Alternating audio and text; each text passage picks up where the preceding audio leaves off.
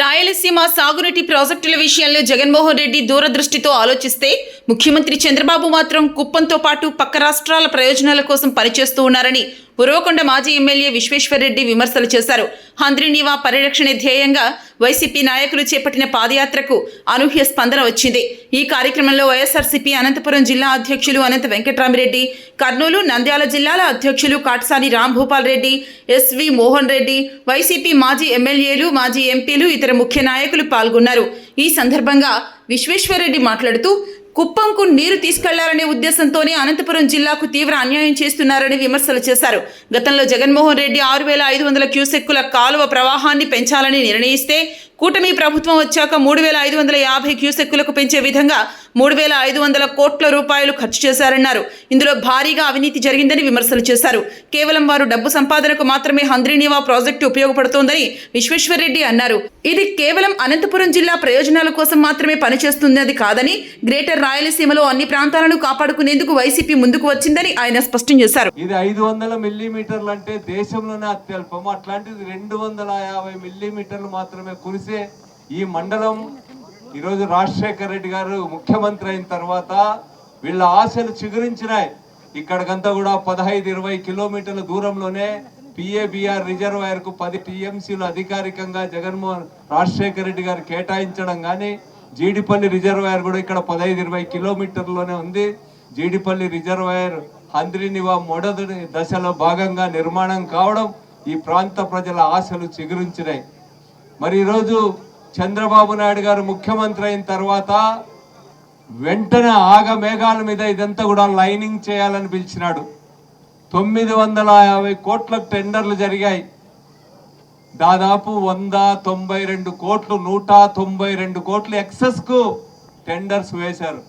పోనీ నాణ్యంగా పనులు చేసినారంటే ఇప్పటి వరకు మనం చూసాం.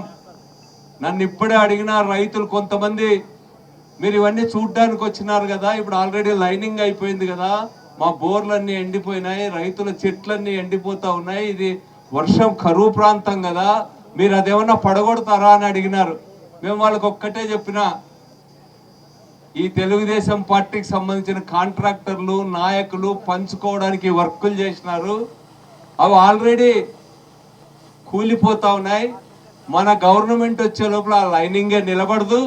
మేము వచ్చిన తర్వాత వైడనింగ్ చేసి ఇక్కడ ప్రాంత రైతులకు మంచి చేస్తామని చెప్పి ఈరోజు చెప్పడం జరిగింది. హంద్రీనీవాకు సంబంధించి మొదటి దశలో కూడా ఈరోజు వైడనింగ్ చేశారు.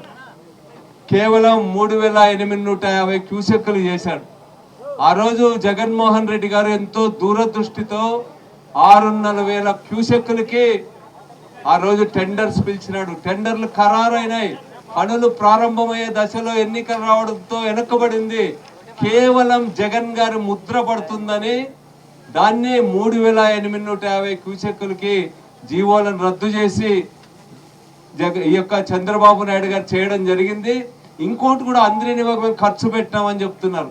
అదనంగా ఏమైనా నీళ్లు తెచ్చే ప్రయత్నం చేస్తారా? ఒకవైపు 6,500 క్యూసెక్కులకు పెంచిందని 3,850 క్యూసెక్కులకి కుదించి టెండర్లు పిలిచి ఆగమేఘాల మీద వర్కులు చేసినామని చెప్పుకుంటా ఉన్నారు. ఈరోజు అంతేకాకుండా జగన్మోహన్ రెడ్డి గారు ఎంతో దూరదృష్టితో గండికోట రిజర్వాయర్ కింద ఉన్నటువంటి భూములన్నిటి కూడా R&R ప్యాకేజ్, చాలా పెద్ద ప్యాకేజ్ వర్తింపజేసి దాంతో పాటు గాలేరు నగరి రిజర్వాయర్ కాలువను కూడా స్ట్రెంగ్తన్ చేసి అక్కడి నుంచి చిత్తూరు, కడప జిల్లా రాయచోటికి వాటన్నిటికి కూడా హంద్రీనీవా ద్వారా నీటిని అందించి, హంద్రీనీవా ఇప్పుడు ఉన్నటువంటిది కేవలం అనంతపూర్, కర్నూలు జిల్లాలకు మాత్రమే ఈరోజు పరిమితమయ్యేటువంటి విధంగా ఎలాంటి నీటి కొరత లేకుండా ఒక గొప్ప దూరదృష్టితో ఆ రోజు చేయడం జరిగింది రాజశేఖర రెడ్డి గారు, జగన్ గారు. మళ్ళీ మీరంతా ఏం ఆలోచిస్తా ఉన్నారు? ఈ ప్రాంతం మీరు కేవలం మేము మీ నాసిరకం పనులు విమర్శించడానికి ఇక్కడ రాలా. మీరు అనంతపురం జిల్లా ప్రయోజనాలకి, రాయలసీమ జిల్లా ప్రయోజనాలకి, అదేవిధంగా నెల్లూరు, ప్రకాశం జిల్లాలో అందరూ కూడా వాళ్ళ ప్రయోజనాలు మీరు దెబ్బ కొడుతూ ఉన్నారు. ఈరోజు కర్ణాటక రాష్ట్రంతో, తెలంగాణతో మీరు సరైనటువంటి రీతిలో ఇక్కడ అన్యాయం జరగకుండా చూడటం లేదు. అప్పర్ భద్రా ప్రాజెక్టు వల్ల ఈరోజు హెచ్ఎల్సి, ఎల్ఎల్సి మాకు జీవనాడు లాంటివి. ఆ రెండిటి యొక్క మనుగడ కూడా ప్రశ్నార్థకంగా తయారైంది. ఈరోజు ట్రిబ్యునల్స్ తీర్పును పట్టించుకోకుండా కేటాయింపులు లేకపోయినా భద్రా ప్రాజెక్టు వాళ్ళు నిర్మించడమే కాకుండా దాదాపు 29.5 టీఎంసీలతో నిర్మించినారు. రాబోయే దాన్ని జాతీయ ప్రాజెక్టుగా కూడా గుర్తించడం అనేటువంటి ఉంది.